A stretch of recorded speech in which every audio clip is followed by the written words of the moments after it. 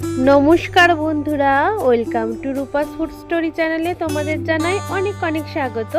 আজকে আবারও একটা দারুণ রেসিপির সাথে হাজির হয়ে গেছি বন্ধুরা। আজকে বানাবো ব্রেড দিয়ে দারুণ একটা স্ন্যাক্স রেসিপি। এটা সন্ধ্যের টিফিনে জাস্ট ফাটাফাটি লাগবে খেতে এবং খুব সহজে ঝটপট বানানো যায় এবং দারুণ একটা ইউনিক রেসিপি। অবশ্যই তোমরা প্রথম থেকে শেষ পর্যন্ত দেখো, দারুণ লাগবে তোমাদের কাছে। এখানে দেখো আমি ব্রেড নিয়ে নিয়েছি, স্লাইস করা যে ব্রেডগুলো আমরা সবসময় খেয়ে থাকি সেই ব্রেডগুলোই আমি নিয়ে নিয়েছি এখানে বন্ধুরা। আর পুরোটা ব্রেডই আজকে আমি ব্যবহার করব। তার জন্য আগে দেখো একটা মিক্সিং বাটির মধ্যে ব্রেডগুলোকে ছোট ছোট করে নিয়ে নিয়েছি। এবার মিক্সিতে খুব সুন্দর করে গুঁড়ো করে নেব। এখানে একবারে সব হবে না, আমি দুইবারে সব ব্রেডগুলোকে মিক্সির মধ্যে নিয়ে সুন্দর করে গুঁড়ো করে নিয়েছি। আর দেখো একটা বড় বাটির মধ্যে ঢেলে নিলাম। আর লাগছে এখানে সেদ্ধ আলু, আমি 3টে আলু দেখো ভালো করে সেদ্ধ করে নিয়েছি আগে থেকেই।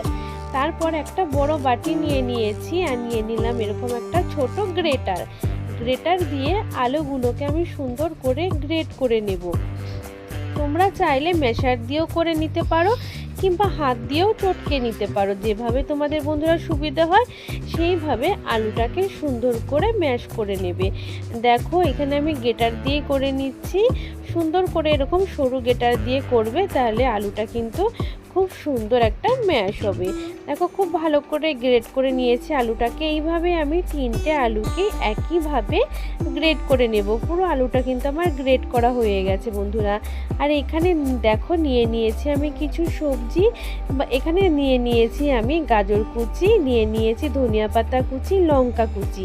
তোমরা চাইলে এখানে ক্যাপসিকাম কুচি, বিনস কুচিও দিতে পারো, যেরকম সবজি খেতে ভালোবাসো।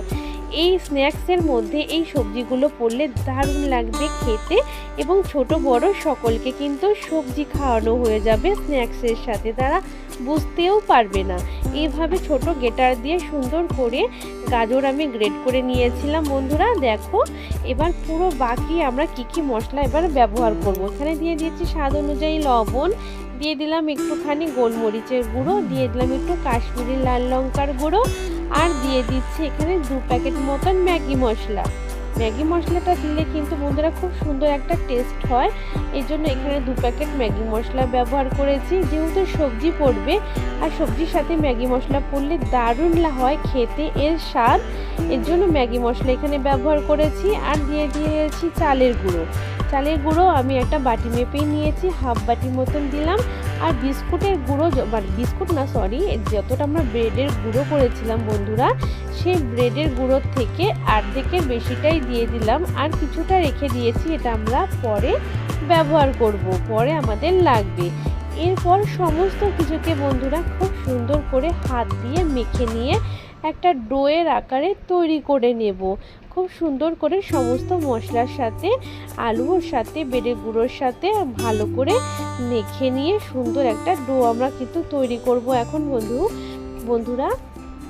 আর একটা কথা তোমাদের বলে দিই বন্ধুরা, এই ভিডিওটা অবশ্যই বা রেসিপিটা প্রথম থেকে শেষ পর্যন্ত দেখো, তোমাদের নিশ্চয়ই ভালো লাগবে, দারুণ লাগবে।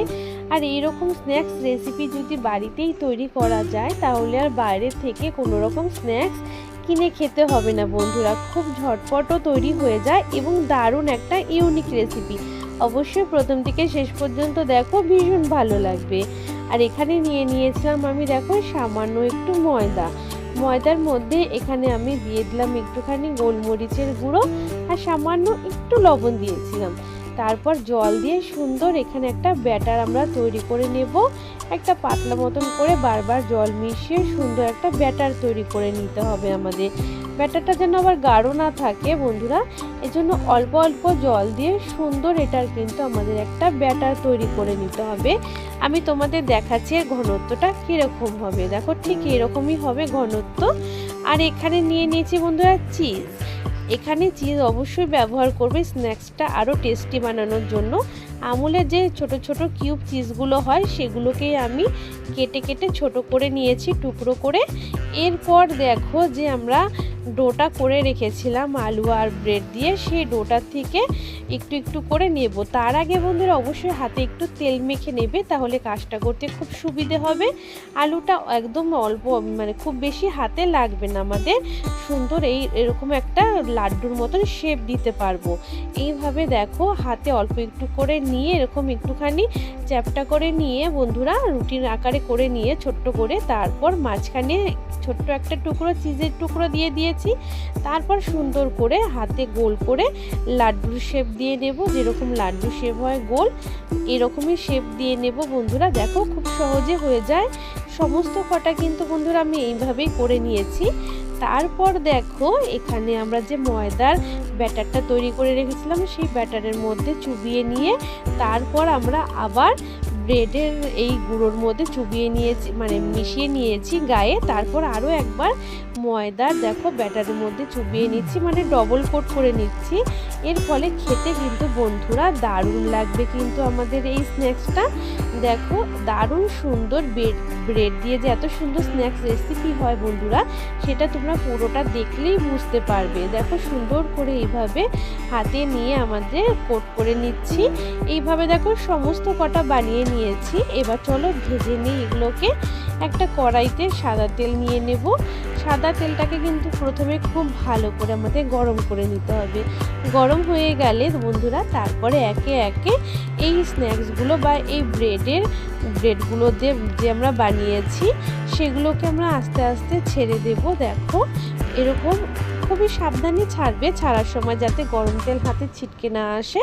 তা দেখো সমস্তগুলোকে ছেড়ে দিয়েছি। এবার আমরা খুব ভালো করে এগুলোকে ভেজে নেব। প্রথমেই কিন্তু নাড়বো না, একটুখানি হতে দিতে হবে। নিচটা যখন দেখবে সুন্দর একটু কালার ধরেছে তারপরে একটুখানি আস্তে করে নাড়া দিয়ে আমাদের এগুলোকে একটু উল্টে দিতে হবে। একটা পিঠ যখন হয়ে যাবে অপর পিঠটাও কিন্তু আমাদের সুন্দর করে উল্টে দিতে হবে।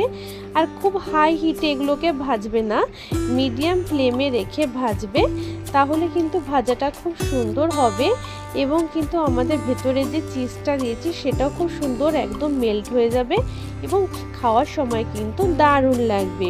দেখো এইভাবেই বারে বার আমরা নেড়ে চেড়ে উল্টে পাল্টে নেব। তারপরে দেখো খুব সুন্দর করে একটা যখন রং ধরবে, লালচে রং, একটা খুব সুন্দর একটা রং চলে আসলে তখনই বুঝতে হবে যে আমাদের এগুলো ভাজা হয়ে গেছে। তারপরে আমরা সুন্দর করে এগুলোকে কিন্তু তুলে নেব। দেখো খুব সুন্দর কিন্তু এগুলোর কালার চলে এসেছে, দেখতে কতটা সুন্দর লাগছে। দেখো এবার আমি একটা ছাঁকনির মধ্যে নিয়ে তেল ছেঁকে নিলাম। কত সুন্দর হয়েছে দেখো ব্রেডের এই স্ন্যাক্সগুলো, দারুণ হয়েছে কিন্তু বন্ধুরা। একইভাবে বাকিগুলোও কিন্তু আমি এইভাবেই কিন্তু ভেজে নেব। দেখো বাকিগুলোকেও একইভাবে ভাজবো। দেখো প্রথমে দিয়ে দিয়েছি তেলের মধ্যে, যখন একটা পিঠ একটু কালার ধরবে সাথে সাথে আমরা উল্টে দেব, অপর পিঠটাও যাতে ভাজা হয় সুন্দর করে। এইভাবে উল্টে দিচ্ছি, আবার ওয়েট করব যাতে আবারও সেই নিচের পিঠটা যাতে একটু ভাজা হয় বা সুন্দর রং ধরে। এইভাবেই কিন্তু বারে বার আমাদের কিন্তু উল্টে পাল্টে সুন্দর করে কিন্তু আমাদের এই ব্রেডের স্ন্যাক্সগুলোকে কিন্তু ভেজে নিতে হবে। আর গরম গরম খেতে বন্ধুরা এতটাই টেস্টি হয় যে তোমরা একজনই প্রায় 3-4টের থেকেও বেশি খেয়ে নেবে, এতটাই টেস্টি হয়। অবশ্যই বাড়িতে একবার হলেও বানিও, ছোট বড় সকলেই ভীষণ খুশি হবে। আর ভেতরে চিজ থাকার কারণে যখন খাবে তখন এতটাই টেস্টি লাগবে যে ছোটরাও তো আরও বেশি খুশি হবে। দারুণ হবে কিন্তু বন্ধুরা এই স্ন্যাক্সগুলো। অবশ্যই দেখো লাস্টে কত সুন্দর হয়। দেখো বন্ধুরা এইভাবে কিন্তু উল্টে পাল্টে সুন্দর করে কিন্তু আমাদের লালচে রং ধরা পর্যন্ত কিন্তু ভেজে নেব। খুব একদম কড়া লাল করে ফেলবে না যে পুড়ে গেলে কিন্তু এটা স্বাদ আবার নষ্ট হয়ে যাবে। হালকা লালচে রং ধরলেই সুন্দর করে আমরা এরকম নামিয়ে নেব। দেখো এবার প্লেটে সার্ভ করে দেখাচ্ছি কতটা সুন্দর হয়েছে বন্ধুরা। দেখতে কিন্তু বন্ধুরা দারুণ হয়েছে কিন্তু এগুলো, আর খেতেও হবে দারুণ টেস্টি। অবশ্যই আজকে রেসিপি তোমাদের কাছে বন্ধুরা ভীষণই ভালো লাগবে।